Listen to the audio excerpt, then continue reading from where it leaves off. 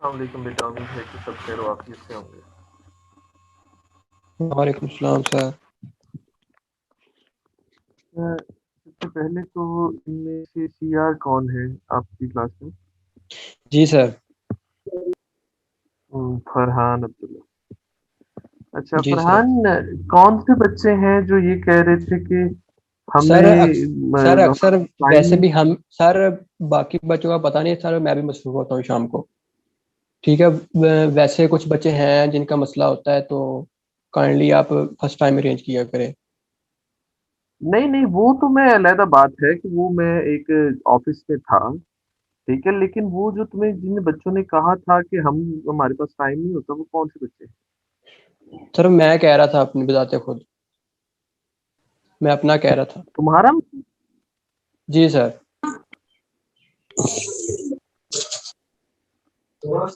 मतलब कि तुम ये ऑन कर रहे हो कि तुमने ये कहा है कि मेरा मसला है, इस वजह से मैं क्लास नहीं ले सकता, इसलिए 3 बजे क्लास में मैं नहीं आ जी सकता। सर। जी सर।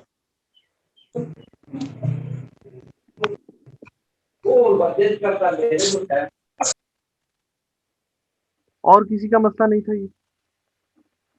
और भी बच्चे होंगे सर, बाकी आप पूछ यस लें सर। क्लास में। जी yes sir. Sir. Hmm. Yes sir. First time ठीक है सर। Yes sir. नहीं, यस नहीं सर। बेटे, वो तो फर्स्ट टाइम का तो ठीक है ना। फर्स्ट टाइम तो आपका क्लास टाइमिंग वो है, लेकिन ऑनलाइन क्लास में ये फ्लक्चुएशन होती है। And university allows us to take class at any time whenever we want, right? If we have any official work to do in given time, तो हम उसको फ्लक्चुएट कर सकते हैं। सर एक बार एक दो बार तो ठीक है, प्रॉपर टाइमिंग है तो एक बार बंदा कर ही लेता है, चलो।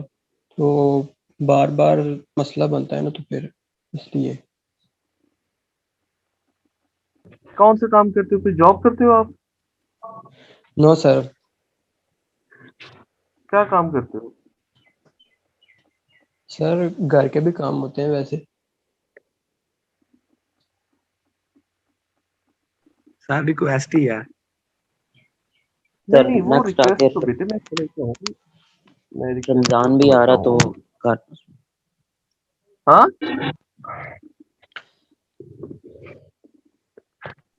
कल है, ठीक है। अच्छा बेटे, लास्ट टाइम हमने क्या पढ़ा था? किसको याद हो? सर जेंडर डिस्कस कर रहे थे। हाँ। फरहान। जी सर। हाँ, क्या पढ़ा था हमने last time? Sir gender discuss कर रहे थे हम, जेंडर। हाँ, जेंडर बताओ कितने जेंडर्स होते हैं?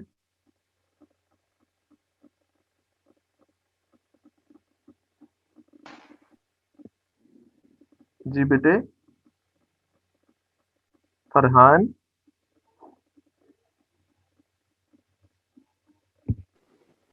Farhan, can you hear me?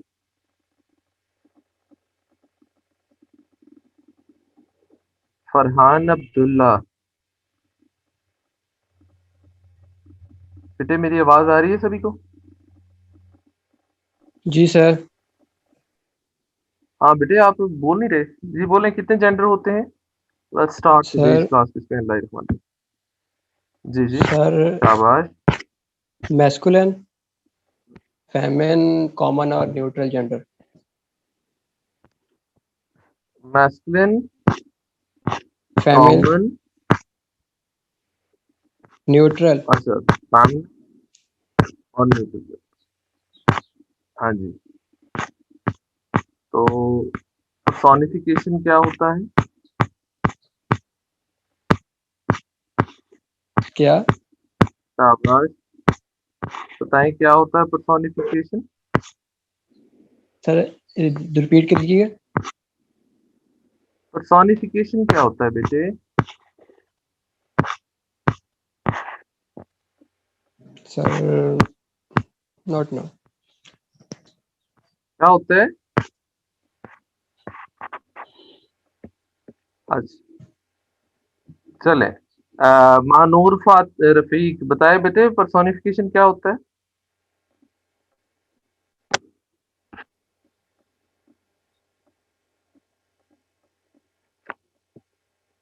Mahnoor Rafiq class में है?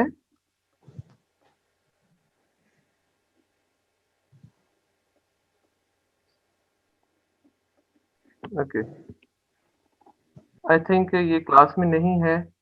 शेयर इसे चेक कीजिएगा कि महानूर रफीक क्लास में नहीं है। ठीक है, वो माइक बंद करके चले गई कहीं पे। ठीक है, आयशा फारूक। सर आयशा फरूक हमारी क्लास की नहीं है ये।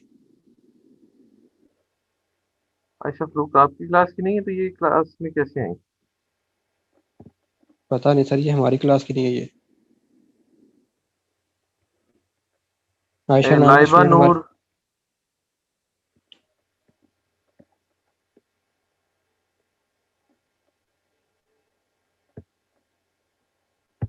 अच्छा बेटे, हमने ये पहले के ना क्लास में जेंडर्स डिस्कस किए थे कि देयर आर 4 जेंडर्स, जिनमें मैस्कुलिन जेंडर है, फेमिनिन जेंडर है, न्यूट्रल जेंडर है और कॉमन जेंडर है। ठीक है, और हमने ये भी पढ़ा था कि नेमिंग थ्योरी में कि किस बेस के ऊपर जो है अंग्रेजी में नाम दिए जाते हैं ऑब्जेक्ट्स को। ठीक है, पर्सोनिफिकेशन ये होती है, personification is basically a literary device.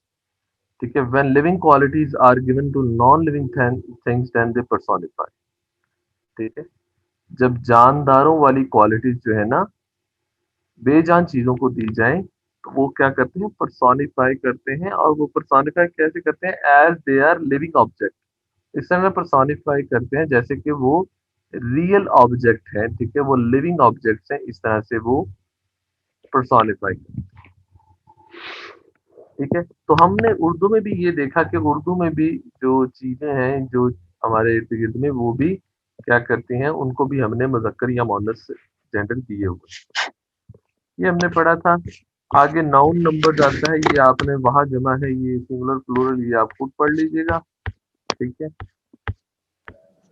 आपके पढ़ने के लिए जो चीजें हैं वो मैं आपको बता देता हूँ।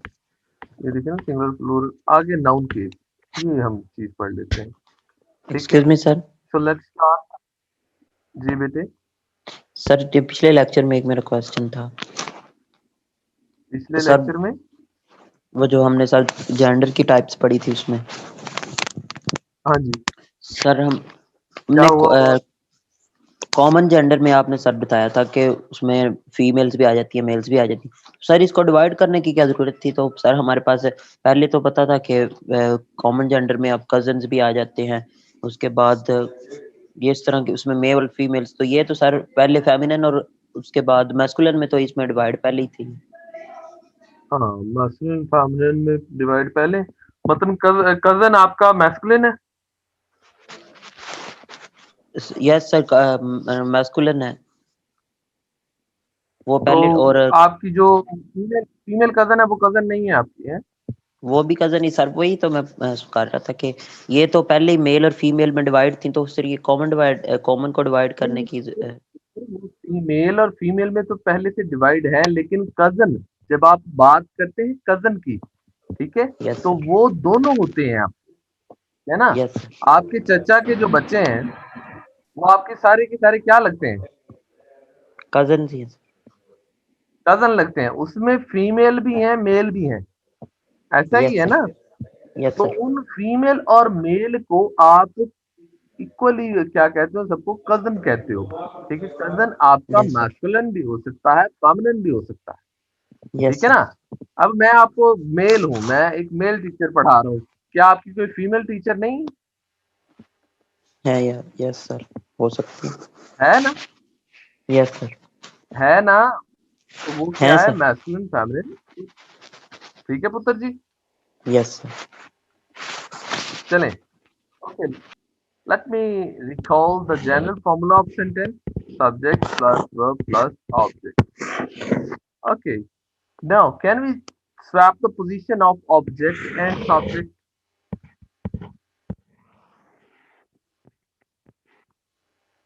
क्या हम स्वैप कर सकते हैं पोजीशन सब्जेक्ट की और ऑब्जेक्ट की? यस सर, कर सकते हैं। किस में कर सकते हैं? किस में कर सकते हैं, जरा बताएगा कोई मुझे?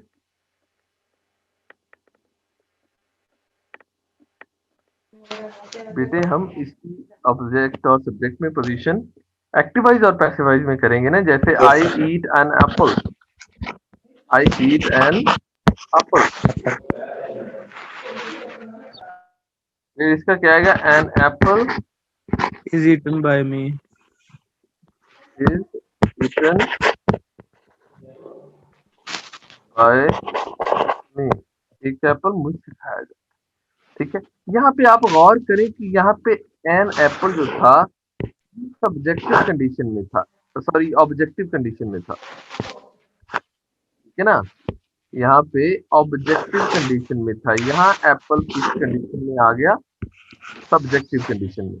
यहाँ पे आई जो था वो इसकी सब्जेक्टिव फॉर्म थी, वहां पे कौन सी फॉर्म आ गई, ऑब्जेक्टिव फॉर्म, ऑब्जेक्टिव, राइट। आई की ऑब्जेक्टिव एक्यूजेटिव फॉर्म कौन सी है, मी। मी। ठीक है बेटे, तो हमने इसकी देखी कि इसकी ऑब्जेक्टिव फॉर्म जो है वो क्या है, आई की मी होती है। अब हम जरा अपने दोबारा लेसन की तरफ मुड़ते हैं। आज का हमारा जो टॉपिक है वो है the noun case. Noun cases कौन कौन से होते हैं, इनको आज हम डिस्कस करने वाले हैं। इसमें लाइक वाले जॉन थ्रू अ स्टोन, ठीक है, जॉन ने एक पत्थर फेंका, ठीक है। एवरीवन नोस कि जॉन क्या है, सब्जेक्ट है, थ्रू क्या है, वर्ब है, स्टोन क्या है, ऑब्जेक्ट, ऑब्जेक्ट। वर्ब और ऑब्जेक्ट मिलके क्या बनाते हैं, प्रेडिकेट, प्रेडिकेट। शाबाश, ठीक है। दूसरा सेंटेंस है the horse kick the boy, लड़के ने घोड़े ने लड़के को लात मारी। पहले सेंटेंस में है जॉन ने एक पत्थर फेंका। इन सेंटेंस वन, अब हम इस सेंटेंस को जरा देखने लगे। The noun John is the subject, जो सेंटेंस है ना पहला, उसमें नाउन जॉन जो है वो सब्जेक्ट है। It is the answer to the question, ये एक सवाल का जवाब है। कौन से सवाल का, हु थ्रू अ स्टोन, पत्थर किसने फेंका, तो जवाब आएगा John. The group of words a stone is the predicate, और जो थ्रू a stone है वो क्या है, प्रेडिकेट है, क्योंकि यहाँ पे वर्ब और ऑब्जेक्ट है। The predicate contains the verb through, predicate में वर्ब थ्रू शामिल है। What did John threw, John ने क्या फेंका, a stone, ये हमारा ऑब्जेक्ट आ गया। A stone is the object which John threw, the noun stone is therefore called the object। ठीक है, इस तरह से हमारा नाउन जो है वो है स्टोन, जो है ऑब्जेक्ट है। अच्छा, अब यहाँ पे जो जॉन थ्रू अ स्टोन, ये कौन सी कंडीशन है, एक्टिव है या पैसिव है, एक्टिव है। शाबाश, एक्टिव है सर। एक्टिव सेंटेंस है। अब इसका पैसिव बनाना है, जरा जल्दी से इसका पैसिव बनाओ। A stone, stone is thrown by, by a stone was thrown thrown by on, John, right. A stone was thrown by John. अच्छा, यहाँ पे देखिए, ये ऑब्जेक्ट आपका स्टोन जो था यहाँ पे नाउन था, ठीक है ना, ऑब्जेक्ट था लेकिन था क्या, नाउन। जॉन यहाँ पे सब्जेक्ट था लेकिन क्या था, नाउन था। आप क्या देखते हैं कि जब नाउन और दोनों तरफ हो, तो जब दोनों तरफ नाउन को चेंज करते हैं, क्या नाउन की हालत में कोई चेंजिंग आती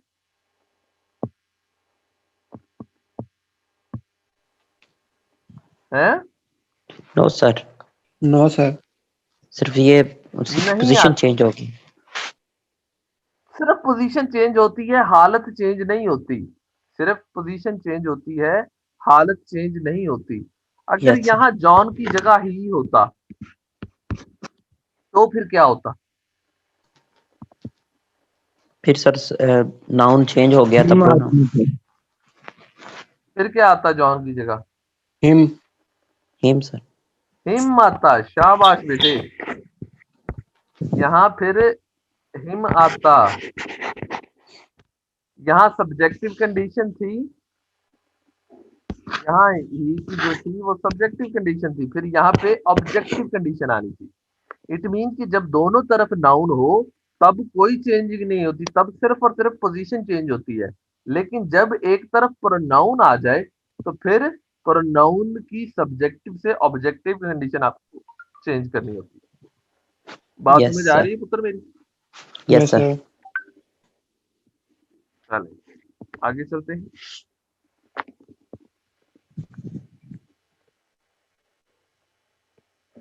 ये तो सारा वही है सेंटेंस टू में भी कि उसने सब्जेक्ट ऑब्जेक्ट का बताएगा। अब उसने ये बताया है कि जो हिस्सा, जिस हिस्से में आपका सब्जेक्ट होता है, व्हेन अ नाउन और pronoun is used as the subject of a verb, जब कोई भी नाउन या प्रोनाउन किसी भी वर्ब का वो बन जाए, सब्जेक्ट बन जाए, तो it is such to be in the nominative case. तो इसको हम क्या कहते हैं? नॉमिनेटिव केस कहते हैं। ठीक है। और जब कोई भी नाउन या प्रोनाउन किसी ऑब्जेक्ट का वर्ब हो तो it is said to be in the objective और एक्यूजेटिव केस। ठीक है। तो यहाँ पे जो था आपका, एक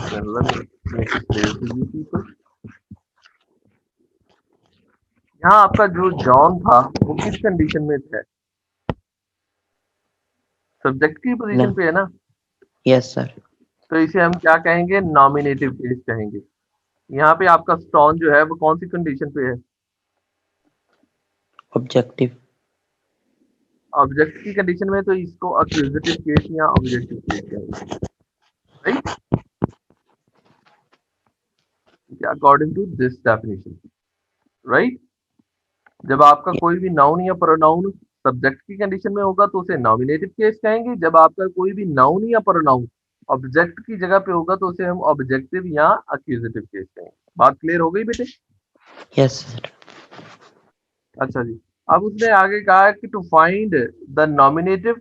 अब अगर आप किसी भी सेंटेंस में उसका नॉमिनेटिव केस ढूंढना चाहते हैं तो सेंटेंस के शुरू में हु या व्हाट लगा दो तो आपको उसका नॉमिनेटिव केस मिल जाएगा। अगर आप अक्यूजेटिव केस ढूंढना चाह रहे हो तो पुट होम और व्हाट बिफोर द वर्ब, तो आपको उसका accusative केस मिल जाएगा। A noun which comes after a preposition is also said to be in the accusative case। ठीक है। अब मुझे ये बताएं, क्या डबल ऑब्जेक्ट हो सकता है किसी सेंटेंस?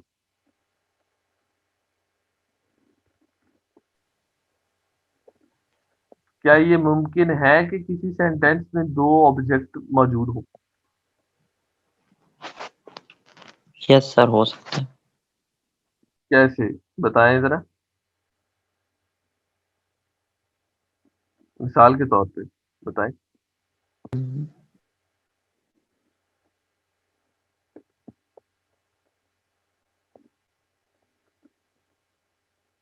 अच्छा,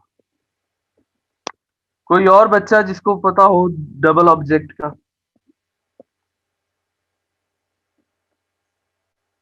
डबल ऑब्जेक्ट की पॉसिबिलिटी का किसी को पता हो?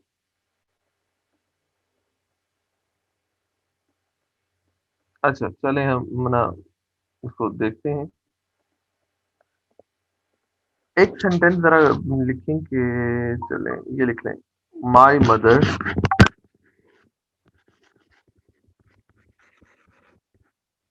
bought an abaya।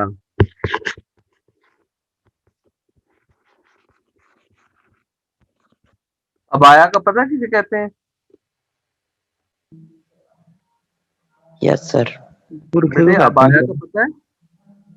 जी जी। My mother bought an abaya for my younger sister.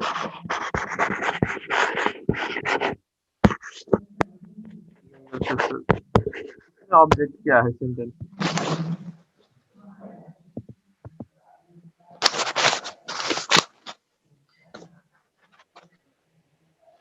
शाबाश, इसमें ऑब्जेक्ट क्या है बेटे? अबाया सर, और यंगर सिस्टर दो है। वेरी गुड, शाबाश बेटे। इसमें दो ऑब्जेक्ट आ गए हैं। इसमें अबाया भी ऑब्जेक्ट है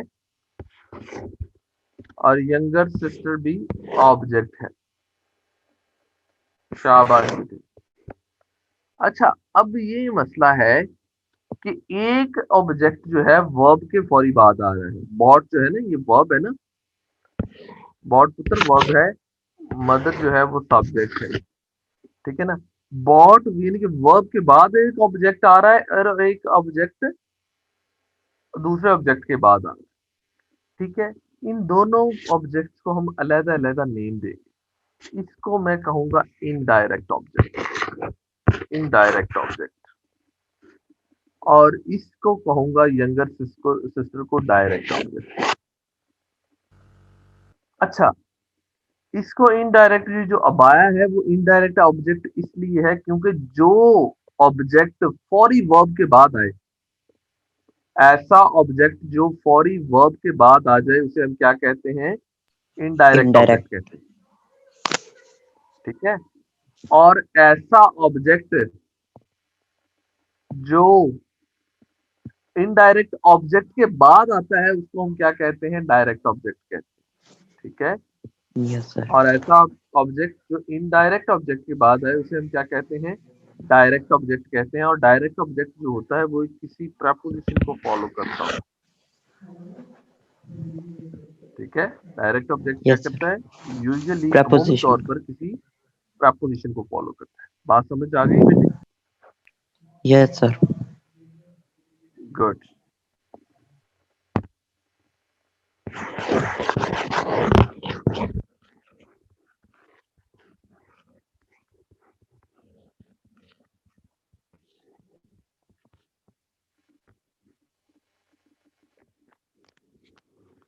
अच्छा जी, अब यहाँ पे देखें, उसने कहा है the noun which comes after a preposition is also said to be in the accusative case. ये देखें ना, the book is on the desk, यहाँ पे वो ऑन जो है वो प्रपोजिशन है। अगर आप प्रपोजिशन के बाद भी अगर कोई आए है ना ऑब्जेक्ट, तो उसको भी हम क्या कहते हैं? एक्यूजेटिव केस ही कहते हैं, ठीक है। अब the noun desk is in the accusative case governed by the preposition, और ये प्रपोजिशन ऑन ने गवर्न किया है। नीचे वाले सेंटेंसेस क्या रहता है, जरा गौर से पढ़ें। रीड द फॉलोइंग सेंटेंस, नहीं नीचे वाले सेंटेंस को पढ़ें। Harry broke the window, Harry ने विंडो तोड़ी। अब दूसरा सेंटेंस जरा पढ़ें। The window was broken. इन दोनों सेंटेंसेस में फर्क बताएं क्या है? ऊपर वाला एक्टिव है, नीचे शाबाश, वाला पैसिव है। नहीं सर, ऊपर वाले में वेरी ऑब्जेक्ट गुड है, बेटे, नीचे में सब्जेक्ट, बहुत अच्छे, सब्जेक्टिव ये केस। भी ठीक है। वेरी गुड, यानी कि ऊपर वाले सब सेंटेंस में विंडो जो था वो ऑब्जेक्टिव कंडीशन में था, यानी कि अक्यूजेटिव केस में था। और यस सर। नीचे वाले में विंडो जो हो गया है वो वो सब्जेक्टिव। नॉमिनेटिव केस यानी कि सब्जेक्टिव केस में आ गया। शाबाश।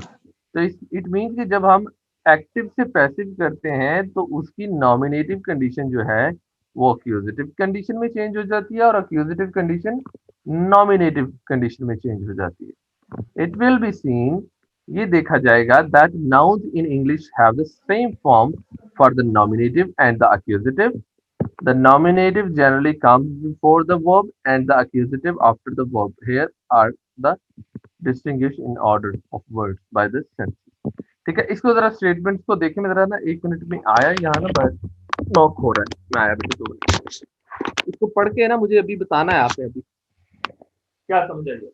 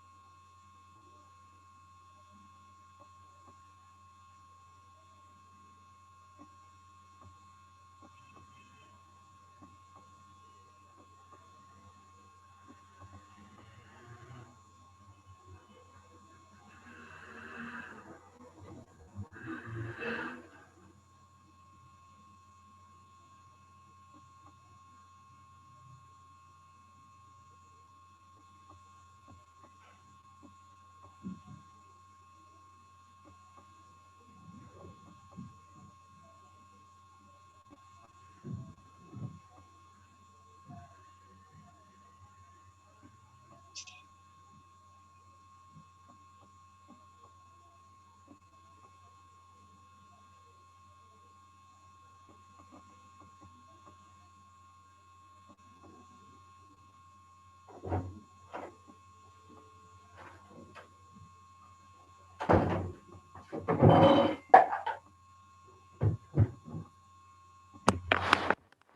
बेटे, तो क्या आपने अंडरस्टैंडिंग डेवलप की है? जी सर बताएं मुझे ये कि पढ़ के।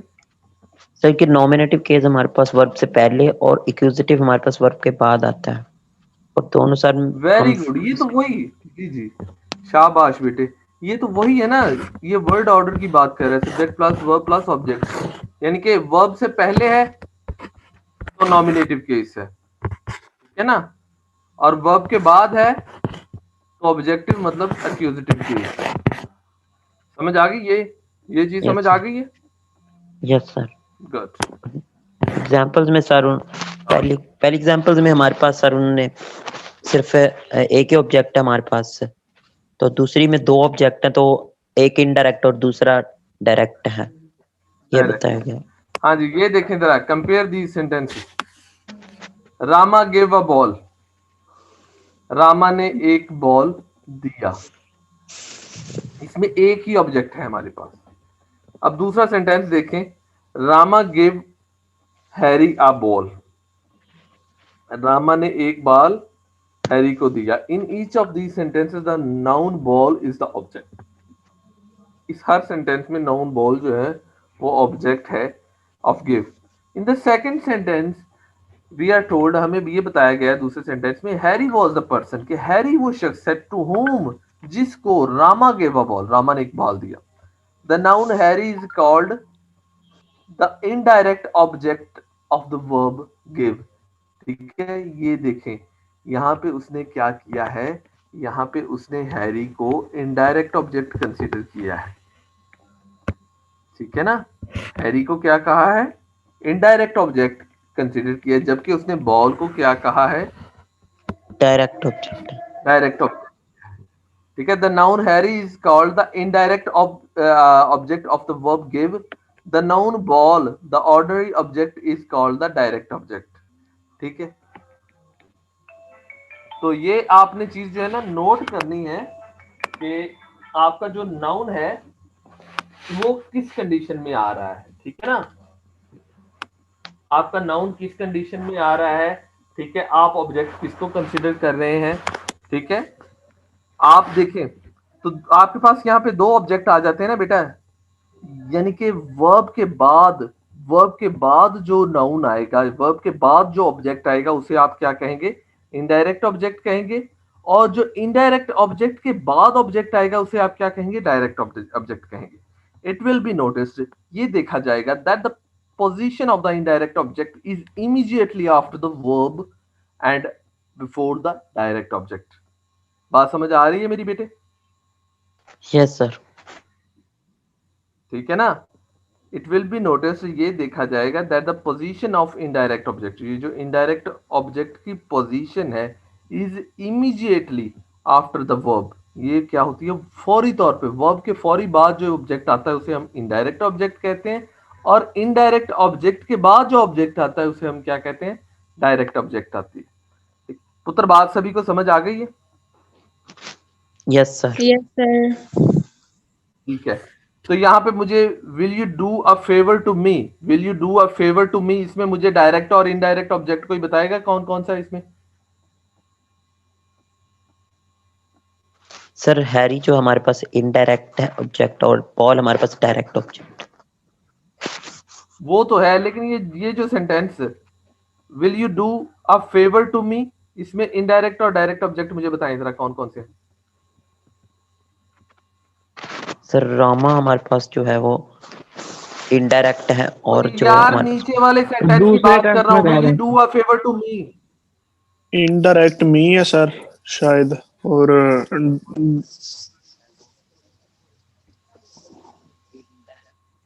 सर फेवर इनडायरेक्ट और me direct.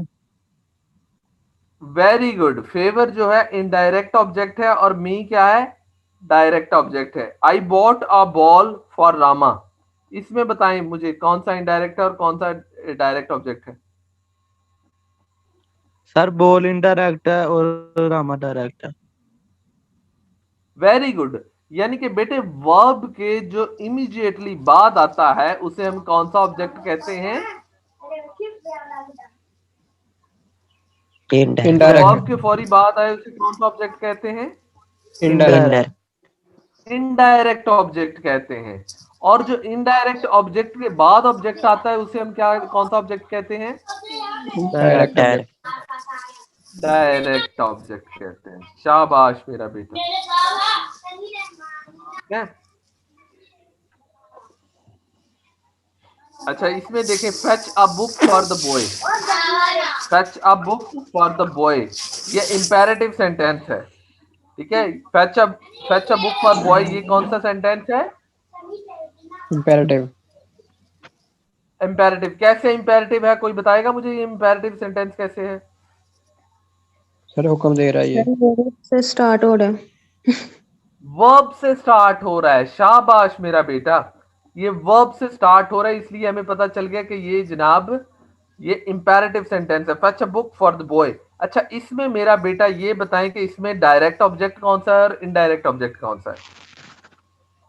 Book sir indirect है और बॉय हमारे पास डायरेक्ट ऑब्जेक्ट। वेरी गुड, शाबाश शाबाश बेटे। तो इट मींस कि यू गॉट माय पॉइंट, ठीक है। और आपने बहुत अच्छे से इस चीज को समझा है, ठीक है, शाबाश। अब आपने बेटे formation of the possessive case, और ये पॉजेसिव केस की फॉर्मेशन आपने समझ लेनी। पॉजेसिव केस क्या होता है कि जनाब किसी भी नाउन के ऊपर अपॉस्ट्रोफी डाल देने से वो क्या बन जाता है, उसका पॉजेसिव केस बन जाता है, ठीक है। किसी भी नाउन के ऊपर अपॉस्ट्रोफी डालने से वो क्या बन जाता है, उसका पॉजेसिव केस बन जाता है। जैसे कि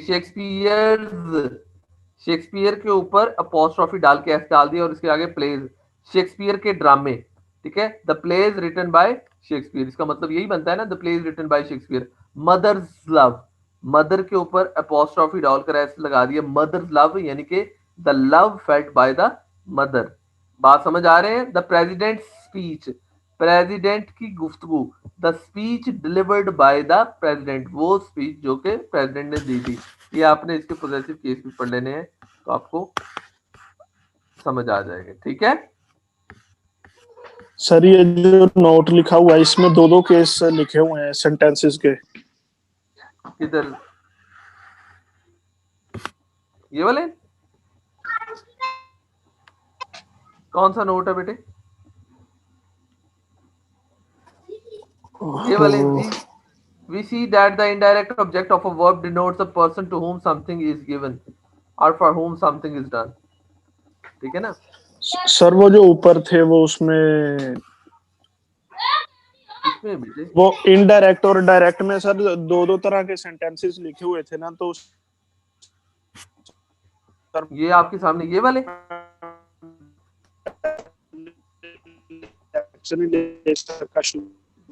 बेटे आपकी आवाज कट रही है पुत्र जी, आपकी आवाज कट रही है।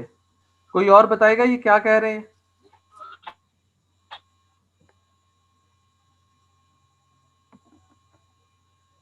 जी बेटे, कोई और है इधर? सर जैसे ये मामा गेम हैरी या बाल और इन्हीं की बात कर रहा है सर, ये मुझे सर लगता है। ये गाड़ी के सामने है जो। कासिम आप बताएं बेटे ये क्या कह रहा है? सर ये जो आप सामने नोट के नीचे लिखे हुए हैं ना सेंटेंसेस, इनकी बात कर रहा है। हाँ तो ये तो मैंने अभी बता दिए हैं आपको, ये तो मैंने बता दिए हैं। यस सर ये हो गए हैं। ठीक है, चलें जी। अब आपने ये पॉजेसिव केस और ये दूसरे जो है ना, पॉजेसिव केस का मतलब भी ये होता है कि पोजेशन को शो करना, ठीक है, जैसे यहाँ पे उसने बताया हुआ है। ये आप पढ़ लीजिएगा, इंशाल्लाह समझ आ जाएगा, ठीक है। इन केस आप you don't get then you can come to. आज हमने जो टॉपिक एक स्टार्ट करना था वो एडजेक्टिव था। एडजेक्टिव बेटे, एडजेक्टिव वो टॉपिक है जो हम पहले भी बहुत बार इसको रिवाइज कर चुके हैं, पढ़ चुके हैं और बड़े अच्छे तरीके से पढ़ चुके हैं। एडजेक्टिव किसे कहते हैं, कोई मुझे इसकी डेफिनेशन बताएगा? Sir, which add something in the meanings of noun. Group of words which add. Very good, very good बेटे, बेसिकली एडजेक्टिव क्या होता है? A word that add something to the meaning of noun. एक ऐसा लफ्ज जो कि नाउन के मीनिंग में एडिशन कर दे, उसे हम क्या कहते हैं? एडजेक्टिव कहते हैं। क्या कहते हैं उसे हम? एडजेक्टिव कहते हैं। एडजेक्टिव। ऐसा लफ्ज जो कि नाउन के मतलब में इजाफा कर दे, उसको हम एडजेक्टिव कहते हैं। ठीक है, और आज हम एडजेक्टिव और उसकी काइंड्स को डिस्कस करेंगे। ठीक है, I think that this class is going to be over. ठीक है, let me start the another class, then we will get back to you. ठीक है, do not forget to join me quickly.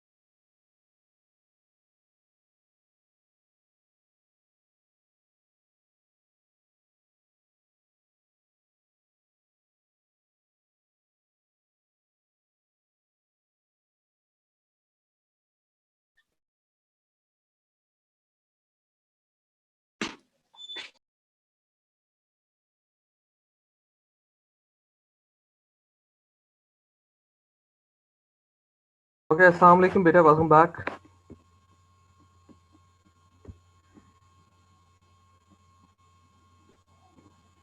बेटा मेरी आवाज आ रही है सभी को? Yes sir. अच्छा, तो हमने एडजेक्टिव की आते हमने डेफिनेशन रिकॉल की है कि एडजेक्टिव एक ऐसा लफ्ज होता है जो कि नाउन के मीनिंग में एडिशन कर देता है। ठीक है, रीड द फॉलोइंग सेंटेंस। कहता नीचे दिए गए जरा सेंटेंसेस को पढ़ें। Sita is a clever girl. Sita जो है वो एक चालाक लड़की है। सो एवरीवन नोज के इसमें एडजेक्टिव कौन सा है? Everyone knows that clever is adjective over here. लेकिन क्लेवर कौन सा एडजेक्टिव है ये हमें अभी पता नहीं है। हम अभी इसको देखते हैं कि कौन सा एडजेक्टिव है। I don't like that boy. मैं उस लड़के को पसंद नहीं करता। ठीक है, ही गेव मी 5 मैंगोज। उसने मुझे 5 आम दिए। ठीक है, there is a little time for preparation. बहुत थोड़ा वक्त है तैयारी के। ठीक है, अब हम इनको न देखेंगे कि कौन कौन सा एडजेक्टिव है। जब किसी बेटे चीज, जगह या शय की क्वालिटी की बात की जाए, बात समझ आ रही है? किसी शख्स, चीज या जगह की क्वालिटी की बात की जाए तो उसे हम कौन सा एडजेक्टिव कहते हैं? कौन सी काइंड कहते हैं? Adjective of quality. Adjective of quality. शाबाश, एडजेक्टिव ऑफ क्वालिटी। या उसको हम एक और नाम देते हैं। कौन सा नाम देते हैं? Descriptive sir. Descriptive adjective. शाबाश, डिस्क्रिप्टिव एडजेक्टिव या एडजेक्टिव ऑफ क्वालिटी का नाम देते हैं। तो यहाँ पे ये जो क्लेवर है ये किसी शख्स की क्वालिटी है, ये किसी शख्स की क्वालिटी को बताया जा रहा है, तो इसे हम क्या कहेंगे? डिस्क्रिप्टिव एडजेक्टिव या एडजेक्टिव ऑफ क्वालिटी। एक बात जो हमेशा याद रखनी है, adjective of quality always answers of. किस चीज का जवाब देता है adjective of quality? What kind of. हमेशा एडजेक्टिव ऑफ क्वालिटी किस चीज का जवाब देगा? What kind of. What kind of girl Sita is? Clever का। व्हाट काइंड ऑफ, किस तरह किस किस्म की लड़की है सीता? क्लेवर। क्लेवर, शाबाश बेटे। ठीक है ना, तो हमें हमेशा डिस्क्रिप्टिव एडजेक्टिव या adjective of quality what kind of का जवाब देगा। दूसरे नंबर पे आप जरा मूव करें तो हमारे पास आ जाता है I don't like that boy, मैं उस लड़के को पसंद नहीं करता। ये जो बेटे दैट है ना, दैट ये कौन सा एडजेक्टिव है, बताएगा कोई? Demonstrative. शाबाश, ये डिमॉन्स्ट्रेटिव एडजेक्टिव है, ये डिमॉन्स्ट्रेटिव एडजेक्टिव है।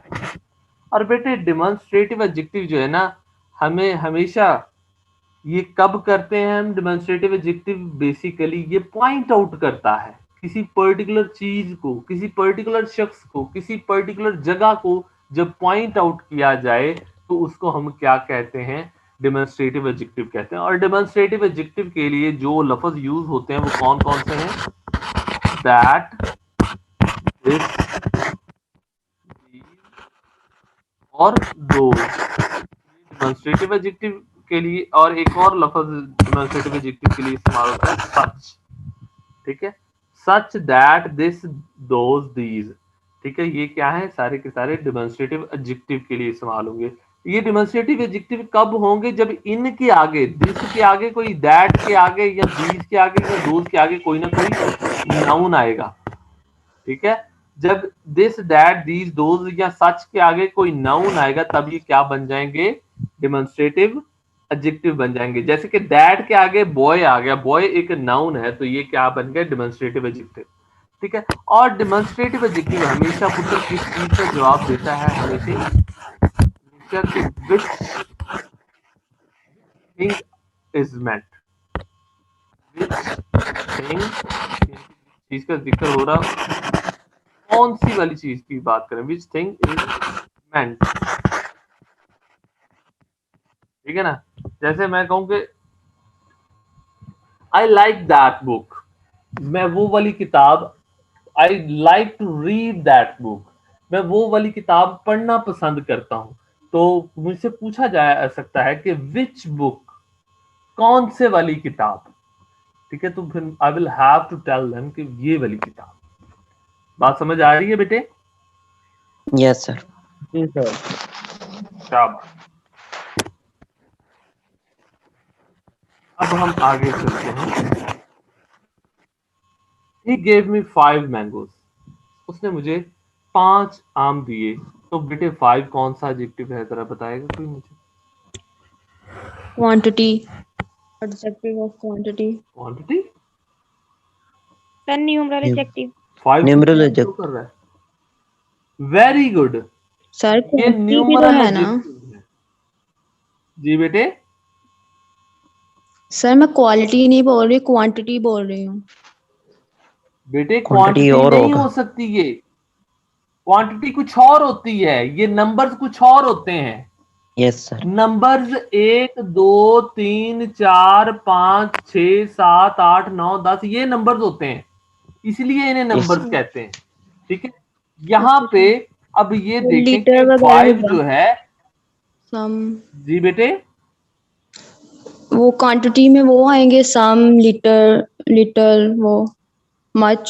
जी जी जी, जी जी बिल्कुल सर एग्जैक्टली, वो भी मैं अभी आप उधर आता हूँ। अच्छा बेटे, ये नंबर्स है, ये कौन सा है? Numeral adjective. लेकिन हमें क्या यहाँ पे एग्जैक्ट पता है तादाद मैंगोज की?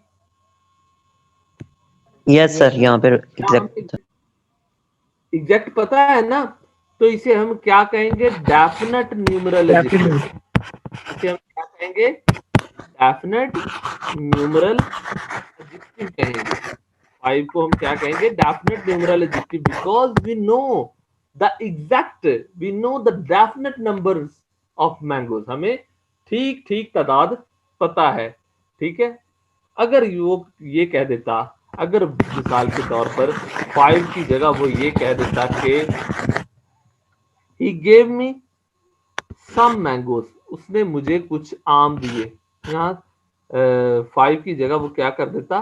सम कर देता, he gave me some mango, तो ये कौन सा एडजेक्टिव होता है?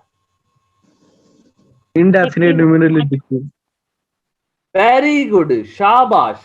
तब ये होता indefinite numeral adjective, indefinite numeral adjective, ठीक है ना। तब ये क्या होता है, इंडेफिनेट न्यूमरल एडजेक्टिव होता। क्यों होता?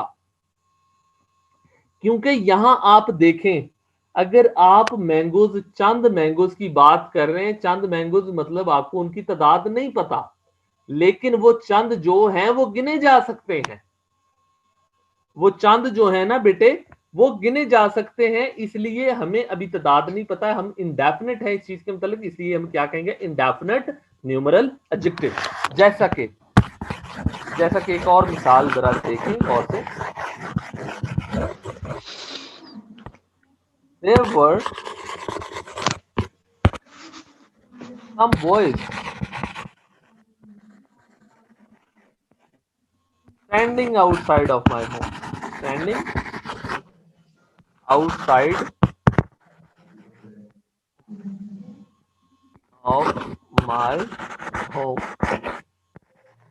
लड़के मेरे घर के बाहर खड़े थे। यहाँ बॉयज क्या है बेटे, नाउन है, तो सम क्या होगा, एडजेक्टिव होगा। अंडरस्टूड बात है, ठीक है। सम क्या होगा, एडजेक्टिव होगा, क्योंकि यहाँ बॉयज नाउन है। तो ये सम कौन सा एडजेक्टिव होगा? इंडेफिनेट न्यूमरल एडजेक्टिव होगा। वेरी गुड, वो इंडेफिनिट इसलिए होगा क्योंकि बॉयज को गिना जा सकता है, वो जितने भी हो गिने जा सकते हैं। यहीं पे अब एक और मिसाल लें, सम यहीं पे रहने दें, सम बेटे यहाँ पे ही रहने दें, सिर्फ यहाँ पे नाउन चेंज कर देते हैं, ठीक है, और बात आपको हो जानी है clear. I ate some rice. अब मुझे समझाएं जरा, ये राइस क्या है? राइस नाउन है? Yes sir. राइस नाउन है या नहीं? यस सर, नाउन है। नाउन है ना, तो ये सम क्या हो जाएगा?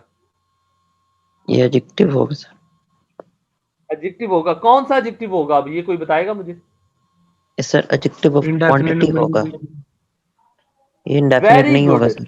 ये एडजेक्टिव ऑफ क्वांटिटी है। ये नंबर्स, आप राइस की तादाद 1 2 3 नहीं कर सकते। Yes sir. बात समझ आ रही है? राइस यस की सर। तादाद सर। 1 2, कहा है मैंने 4 चावल खाए हैं, कभी कहा है मैंने 6 चावल खाए हैं? नहीं कह सकते, क्योंकि ये नंबर्स में राइस नहीं आते, ठीक है। जो जब नंबर में राइस नहीं आते तो हम इसको क्या कहेंगे, हम इसको क्वांटिटी में गिनेंगे। बेटे एक बात याद रखिए, क्वांटिटी और नंबर्स में बड़ा फर्क है। क्वांटिटी या तो बहुत ज्यादा हो सकती है, बहुत कम हो सकती है, ठीक है। क्वांटिटी क्या होती है, या तो बहुत ज्यादा हो सकती है या बहुत कम हो सकती है, लेकिन कभी भी क्वांटिटी गिनी नहीं जा सकती, ठीक है। बात समझ आ रही है मेरी बेटे? Yes sir. जी सर। क्वांटिटी या बहुत ज्यादा हो सकती है या बहुत कम हो सकती है, लेकिन कभी भी गिनी नहीं जा सकती।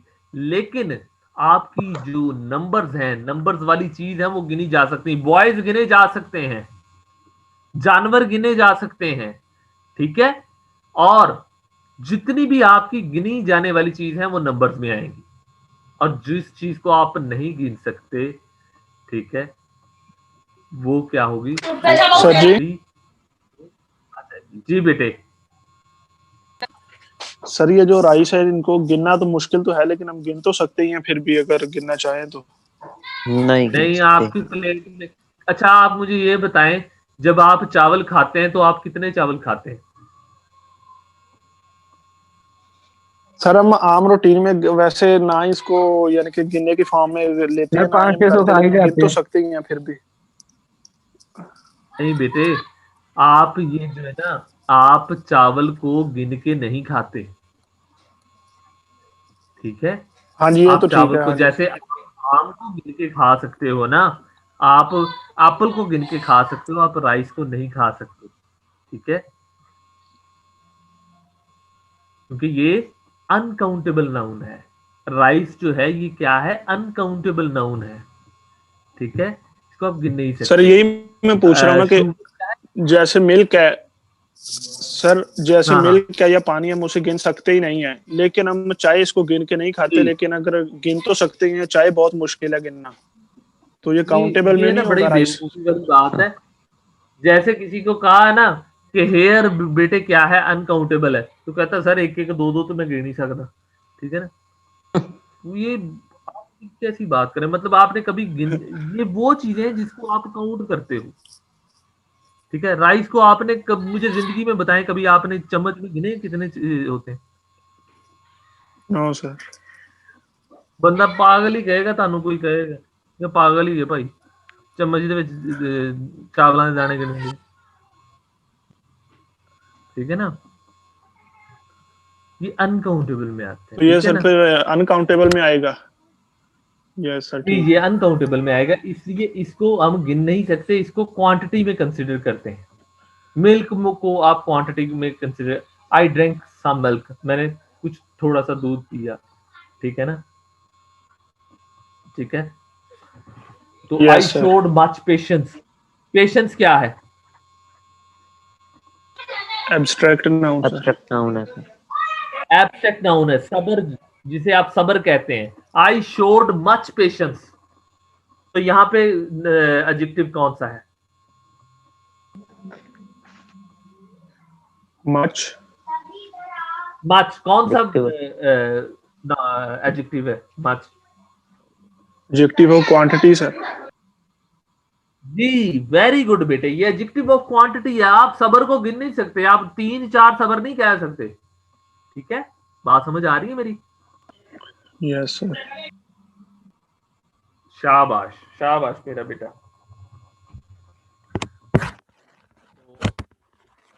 आगे क्लास होनी शुरू होगी। Yes Yes, sir, sir. शुरू।